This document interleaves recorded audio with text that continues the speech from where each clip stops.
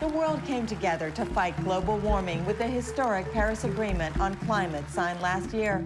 But now President Trump wants out. The United States will withdraw from the Paris Climate Accord, Weakening, possibly even destroying the agreement.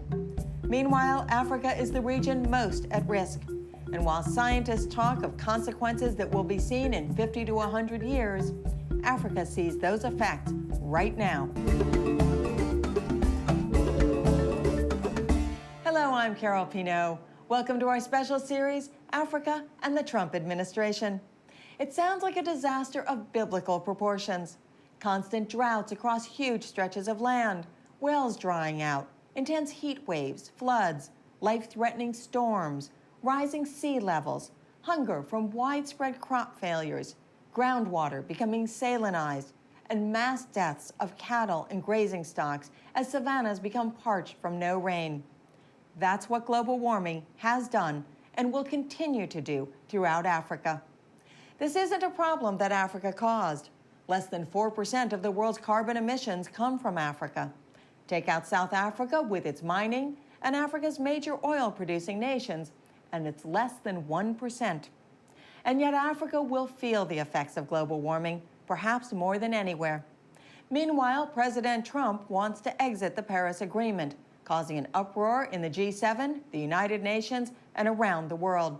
He is possibly the only world leader today to deny climate change. We have a great group today to talk about the issue. We have Roger Mark D'Souza, Director of Population, Environmental Security, and Resilience at the Wilson Center. We have Cher Mbo, the Executive Director at START International. And we have Marian Tupy, Senior Policy Analyst at the Cato Institute Center for Global Liberty and Prosperity. Welcome, everyone. Thank you so much for being here. Thank you for having us. Thank you very much.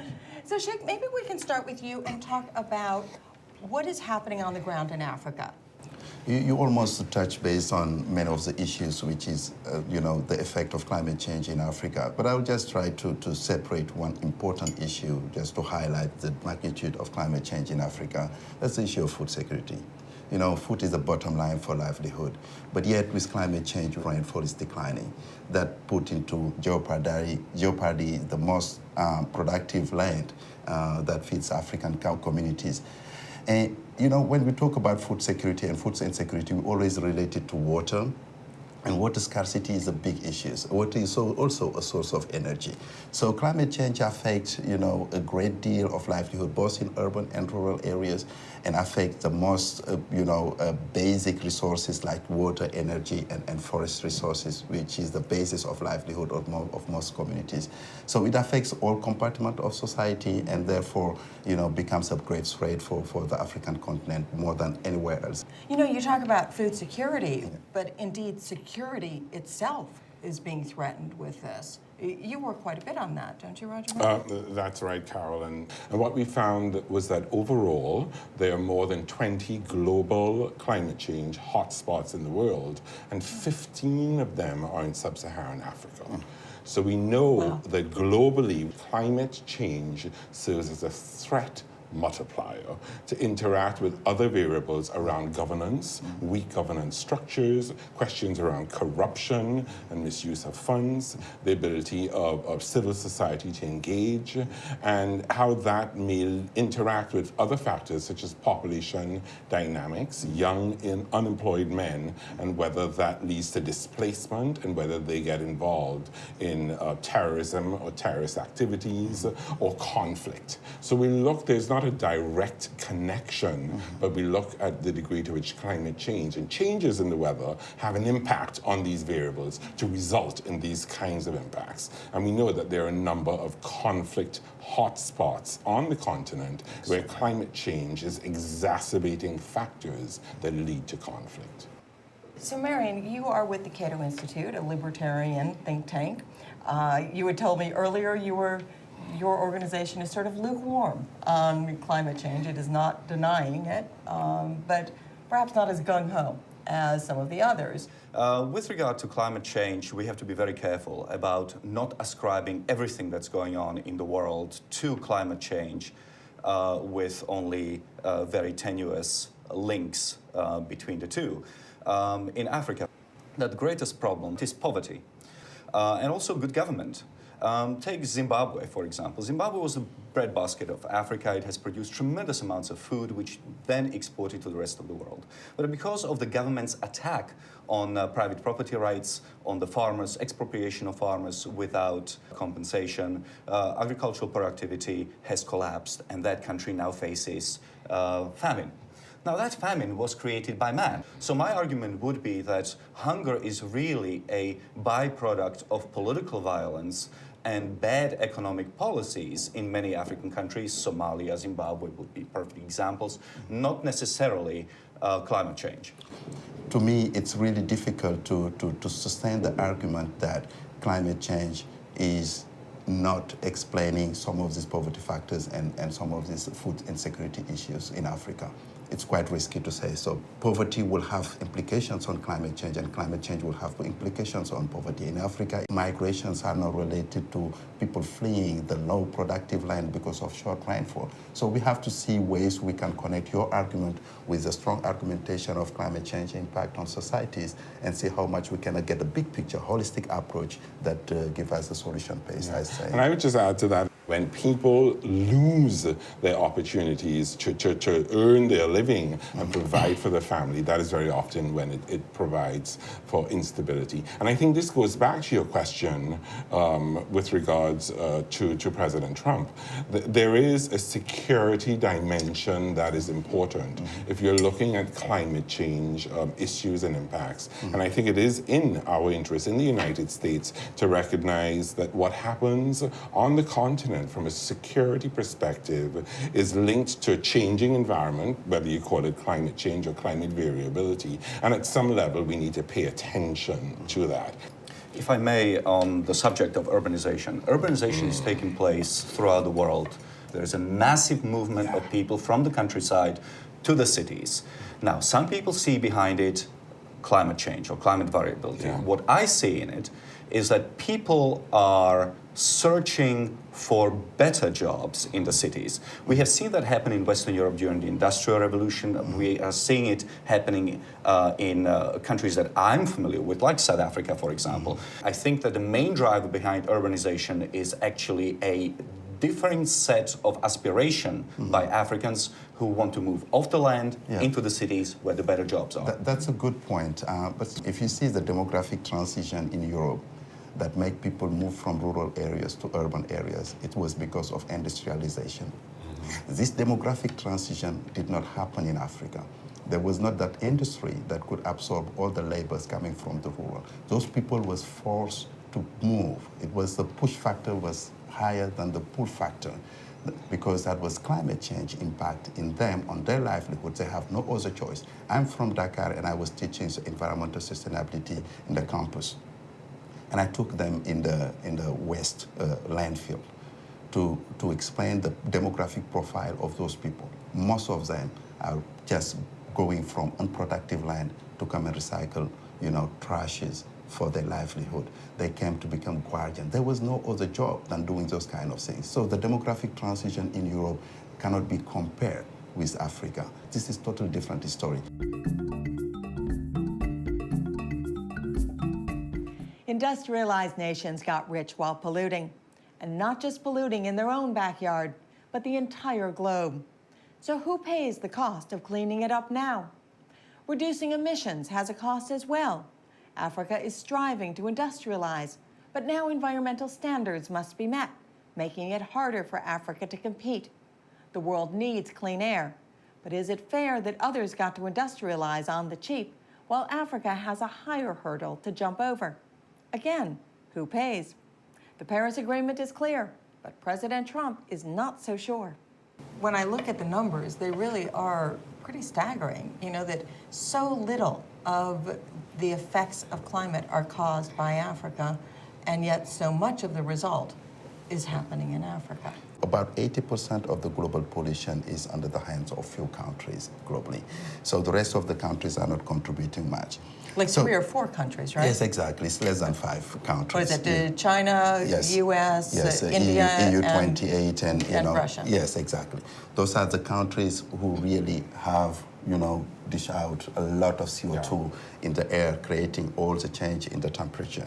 So in terms of solutions, you mentioned Paris Agreement, and the point I want to make here is for the first time, the negotiation on climate has been developing a bottom-up approach. What should we do in each different level to achieve that objective? And each country comes with a set of options. And those set of options are, for the first time, temperature target related to adaptation target. Again, development related to climate objectives. So nothing is imposed. And from that pledge, you aggregate it. If US pull out from this, who would pay and invest into these greenhouse gas emissions? It's a global problem. Who would invest into the technology transitions, especially in developing countries? We need clean air. You just mentioned it. Who would support adaptation? The adaptation gap is about 300 trillion US dollars. The amount of money we need to respond to climate-related impact on poor countries is that magnitude. Wow. Look at the UNEP report on that. And now we're having the biggest countries who are polluting the most or withdrawing from the Paris Agreement. There is a moral responsibility here. So there is no way we can just separate the linkages between climate change in one place and climate change to other places. It's all linked. So Roger Mark, how should this be distributed, and what should Africa have as far as competitiveness? So I think who pays ultimately, it's an agreement that recognizes internationally there's a need for collaboration, there's a need for sharing of financial mechanisms such as the Green Climate Fund, but there's also recognition of Africa's specific initiatives that are trying to find ways to spur Africans into innovative approaches to dealing with this complex set of issues. These funds have been very important in being able to fight climate change, but Marion, you've actually written about some of the weaknesses of these funds and concerns that you have. The problem is that the poorest countries in Africa and the countries which are most likely to suffer from any kind of change in climate are also the countries which are worst run and which have the worst governments. So now you have to make an argument, or the Paris negotiators have to make an argument to the United States Congress, which appropriates money from the American taxpayer, that we are going to send additional billions of dollars to countries where we have absolutely no idea where that money is going to end up in. I think it's a non-starter in the Trump administration. It could become like an ATM for dictators. Money is fungible. Money is fungible. We know that if a government can get aid money, it will stop, say, for example, spending money on healthcare or education, and will use that money in order to purchase arms, in order to suppress domestic opposition, and so forth. I just to follow up on this, I think this is a really good point. We have to make sure that those funds are accessible and are well managed. It does raise the question of governance and what's the role of governance and institutions that need to be built up to manage these questions. As a scientist on climate change and an African, I want to ask you though, Africa was not industrializing when everyone else was industrializing and polluting. Couldn't we say that Africa needs to pollute a little bit because it needs to industrialize? That's the right they have to pollute a little bit that create all this mechanism. There's so many good technology, clean energy, and these are good opportunities for funding actually climate change, the green jobs, solar energy, trying to decarbonize some of the polluting industries, and etc. So by having that, we will cut our emission. At the same time, we put the economy on the path of development that is needed for each country. Africa is not part of the problem, but is part of the solutions. We can contribute to reducing emissions, we can contribute to carbon sequestration, and that's where we need investment.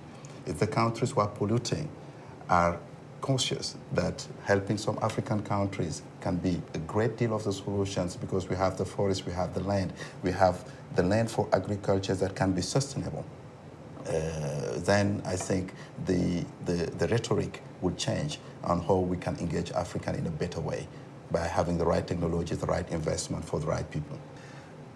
Economic growth should be the alpha and the omega of government policies in those African countries. I think that to worry about CO2 emissions out of Africa, and I'm not saying African governments do that, but for Westerners to worry about Africa producing CO2 emissions is perverse and immoral.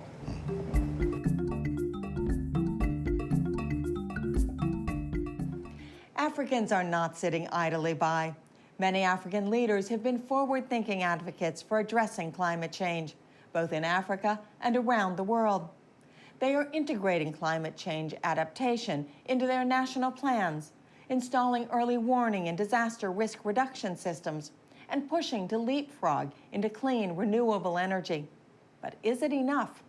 With drought across 17 countries, putting more than 38 million Africans at risk, and climate refugees dramatically increasing throughout the continent, so much more needs to be done. Your organization helps to grow a generation of scientists in Africa that are concerned about this. What is happening on the ground with this? What we're trying to see is how to increase interest, engagement, and investment into adaptation. We have reviewed 170 NAPAs, which is National Action Plan for Adaptation across West Africa, and try to categorize them by, sector and by investment. Obviously, the first sectors that comes are agriculture and water, followed by energy capacity building is in the far end, But at the same time, if you take it in terms of dollar amount per project, the average project is only $300,000 for 3 years. If you take the average length of those projects, it's only 3 years. So low investment, low duration, commodity-oriented, no capacity building. And we think there is a big caveat, a big gap in there. What is keeping them from being Right, higher dollar and longer term? That's right, many things. The pledge that the international community has made to put on adaptation never came. The second problem is that the poor countries, they do not budget it enough.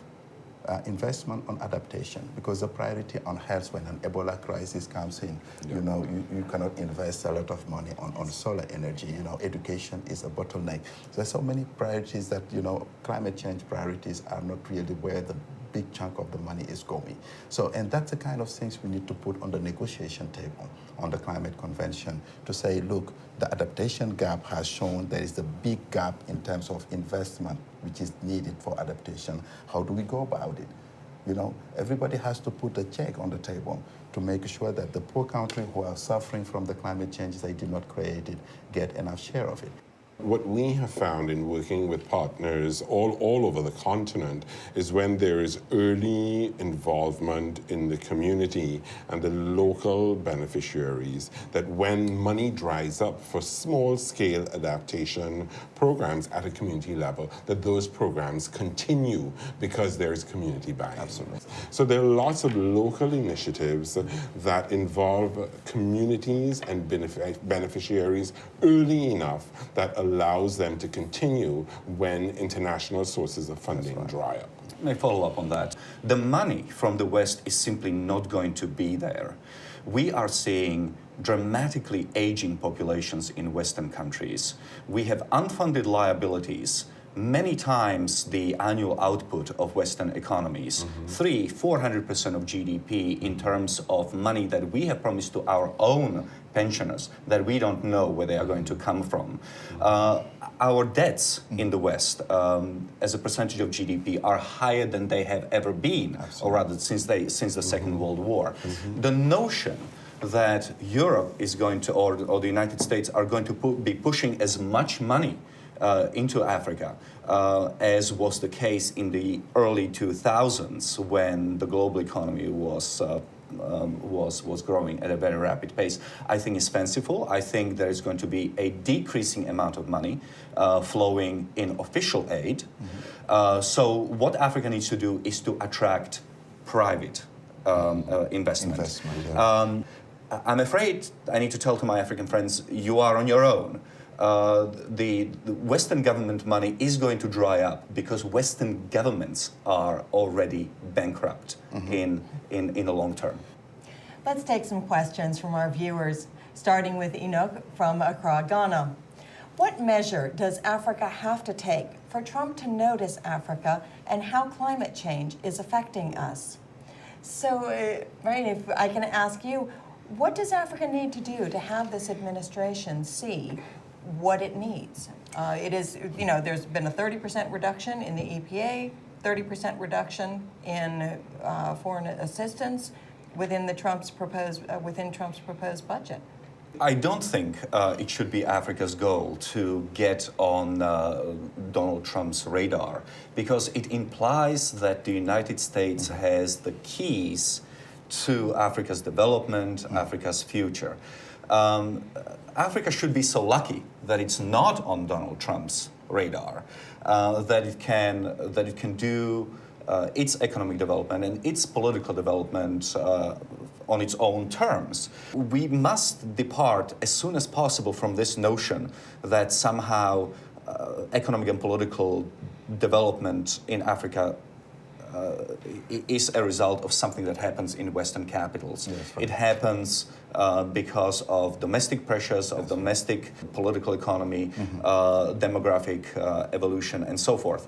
So I would encourage my African friends not to look to Donald Trump and the United States for answers. After all, you have been looking to the West for answers for half a century, and not all the answers have been the correct ones. Not all the results have been the correct ones. Yes, very much so.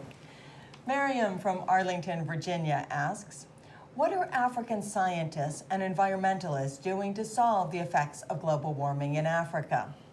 Sheikh, this is obviously for you and all that you do at START International. Right. There are many things that can be done, and I will try to break it down in 3 levels. The first level is the individual level. We need a critical mass of scientists addressing climate change and trying to influence decision-making, trying to bridge science and policy. The second level is developing capacity for institutions to have programmatic approach on climate change, to have it in different sectors, but also to have an integrated approach in government.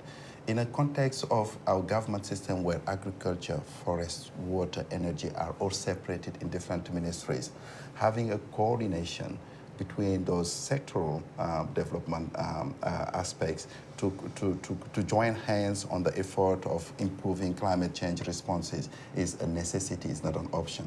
And that's the institutional aspects. Isn't this actually what was done to combat AIDS years ago, where yes. every ministry would Yes. have someone who was working on AIDS? Right, on some areas that, you know, it's really applicable. But on climate change, what I have seen is really some kind of scattered approach in different ministries. It's not harmonized, and that creates really the bottlenecks which we are facing.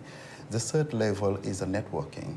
There are so many good, you know, think tanks, research organizations, which are not only in one country, but in several countries. We can learn more from the other networks within Africa or within developing countries than we can learn in France or United States or Germany, because the problems are similar.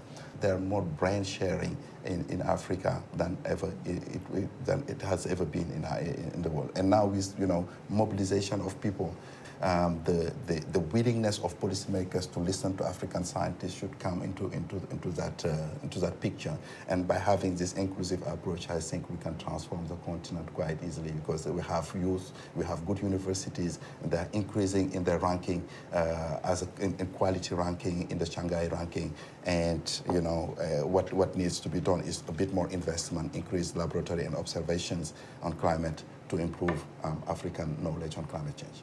Do I sense a climate scientist who is an optimist? I'm very optimistic. I'm always optimistic. That's wonderful. Absolutely.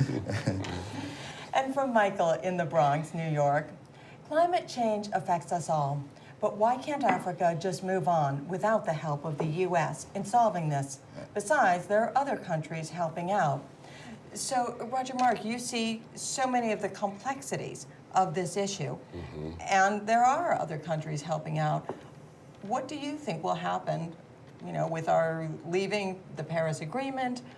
What will happen as far as this? What should Africa do? I think Michael asks a very good question. And if the United States were to withdraw from the Paris Agreement, we have to look at this from a position of geopolitics. What will happen with other countries' investments and support of the agreement, particularly China? And this is very significant because China is very present on the continent and looking to increase their presence and investments. And there are certain parameters in which a Chinese investment is occurring on the continent. So from a geopolitical perspective and a diplomatic perspective, the US potential withdrawal from the Paris Agreement actually plays out on the African continent with regard to Chinese investments. So this is one area that we need to pay close attention to. Somehow, in every discussion here, it always comes back to China. That brings us to the end of our program. Thank you so much to my guests, Roger Mark D'Souza, Shekhar Boum, and Marian Tupy. To our viewers in Africa, America, and around the globe, thank you so much for joining us. We want this series to create a respectful but robust debate on U.S.-Africa relations under this new administration. We'd love to hear from you with thoughts on this program and comments and questions on upcoming topics. Visit us online, friend us on Facebook, follow us on Twitter, and join the conversation to make sure your voice is heard. We hope you've enjoyed the program and that you'll continue to tune in for our entire series on Africa and the Trump administration.